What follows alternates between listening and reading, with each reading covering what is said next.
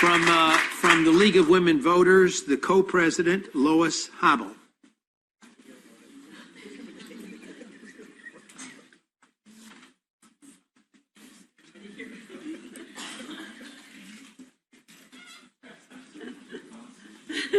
I made it. Okay. Good evening, Chairman Kerwin and members of the Commission. Again, thank you for all your years of work.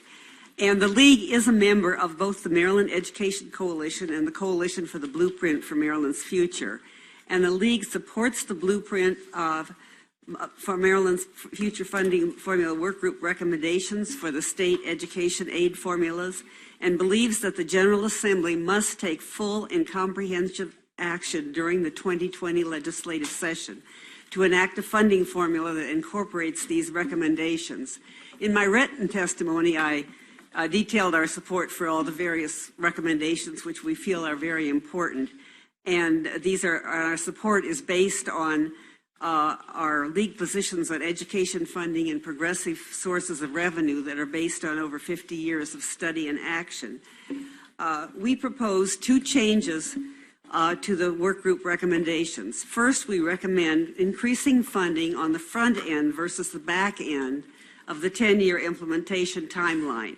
While the proposed timeline allows more time for implementation planning, it puts off significant increases until very late in the implementation process, thus delaying when schools receive the resources that they need now. Also, delaying funding rests on the assumptions of anticipated growth in the out years that may not materialize.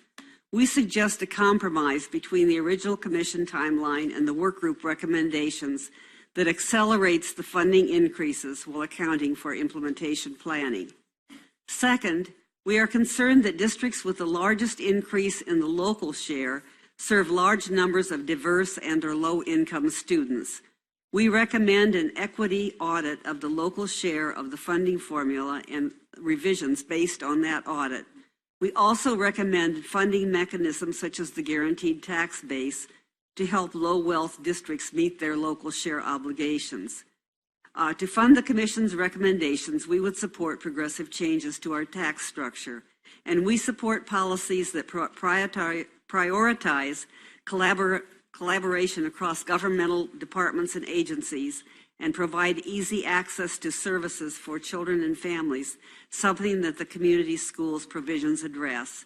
Supporting full funding for the Commission recommendation is one of our highest priorities for the 2020 General Assembly, and the League, with over 1,400 members statewide, urges the Commission to support a funding formula that phases in the recommendations of the blueprint as quickly as possible, because the cost of not investing in adequate and equitable funding for public education is just too great.